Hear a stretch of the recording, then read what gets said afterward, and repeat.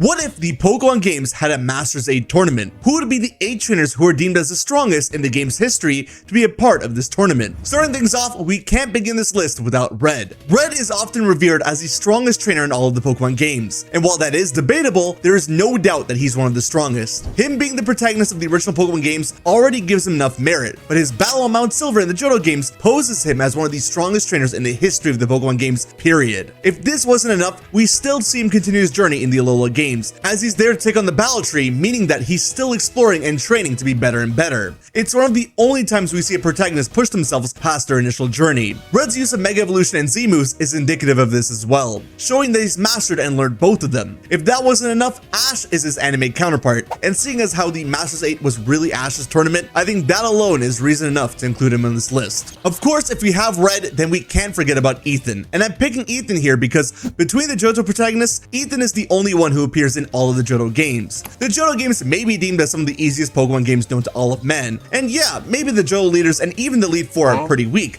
but that doesn't matter because Ethan canonically beats Red atop of Mount Silver. And so if Ethan beats Red and Red gets a spot here, it's only natural that the only trainer to ever canonically beat him gets a spot here too. Now I know what you're thinking. Some of you are probably saying that Nate and Rosa beat Red in the Pokemon World Tournament, or that Elio and Celine beat them in the Alola games before the Battle Tree. And yes, that may be true, but it's not canon. It is within the canon that Nate and Rosa take on the initial Pokemon World Tournament in the main story, but past that, we don't actually know if they went back for any tournaments. Similarly, with the Battle Tree, Elio and Celine don't actually canonically beat anyone here. Yes, they have to face either Red or Blue and beat them before they enter the Battle Tree, which is probably canon, but because you get the choice of either Red or Blue, we can just say that they beat Blue here and move on, meaning that Gold single-handedly holds this accomplishment to himself. And honestly, even without it, the guy rolled through the Johto gyms, the Kanto gyms, took down Team Rocket. He pretty much has all of Red's accomplishments and then some, so he without a doubt gets a place on this list, regardless of what you want to say about the Johto region. And while many of our entries here won't be protagonists from different games, we still need to go over one of the strongest protagonists in the games, and as much as I hate Sword and Shield, Victor and Gloria for sure make the cut here. And to keep things simple, and also to keep things diverse, we're gonna go with Gloria for our entry here. Leon was Galar's champion and the strongest trainer with the title of the unbeatable champion in the games, meaning that no one in the history of Leon's time as champion managed to beat him except for Gloria. That's not a small feat. Various champions are shown to lose within the games one way or another, but Leon, to have never lost, puts Gloria at the top of the ranks. Even higher when you consider that Raihan is apparently strong enough to rival Leon and apparently strong enough to be champion in another region. But him wanting to beat Leon keeps him in Galar, meaning that if Raihan is strong enough to be champion, then every trainer to beat him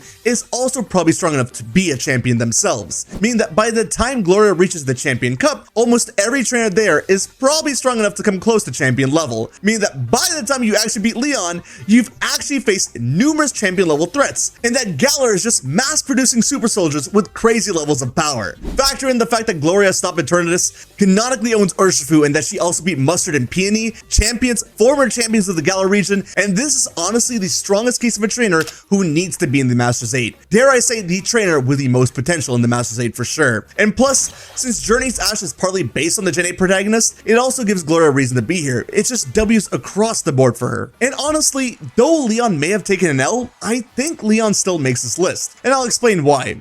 If it wasn't made clear already, Galar's trainers are well trained and well above the others from other regions. If Raihan is strong enough to be champion and he's chill as the 8 gym leader and people are beating him, that's proof enough. And with Leon being the unbeatable champion and only losing once, I don't think that makes him washed at all. In fact, if anything, he would probably beat most of the other champions from other regions, and dare I say it, most of the protagonists as well. Alola may have had an official Pokemon League, but when I compare Alolan trainers to the trainers of Galar, it's almost no competition. Leon is sweeping through almost everyone there. In the anime, Leon was of course known as the strongest trainer in the world. That isn't the case in the games, but again, being undefeated and the strongest trainer in Galar is more than good enough. He did retire from battling to host tournaments in Galar and train up Galar's future talents, but he still partakes in some of these tournaments themselves, meaning that he hasn't fully hung up the gloves yet, making him a very strong contender and a phenomenal threat for the Masters 8. Similarly, we can't have this list without Cynthia. Cynthia may have lost to the Gen 4 protagonist, but considering that they went back in time to Hisui a few years later, my assumption is that Cynthia would still remain to be the strongest trainer in Sinnoh. Just like my assumption of how you're a subscriber of mine. What's that? You haven't subscribed yet? Yeah, 98% of you haven't subscribed subscribe to the channel when you really should, so you can get to see more videos like this one. It's free after all. Anyways, Cynthia is in a similar camp to Leon, the number 2 in the anime, so good reason to be here in the games. Within the games, she's probably strong enough to go up against and beat most other champions and protagonists. And while she does go up against the Unova protagonists, her battle against them isn't canon. But her being in Unova and Alola in the battle tree, and technically even Johto with the Sinjo runes, shows that she goes around the regions pretty frequently, giving her a competitive edge. If the Gen 4 protagonists didn't fall deep into Hisui, then maybe we would have had some level of debate here, but without them, I think she gets a clean spot on the list. The next spot may come as a surprise to you, but Nemona is without a doubt the 6th trainer to join the Masters 8 tournament.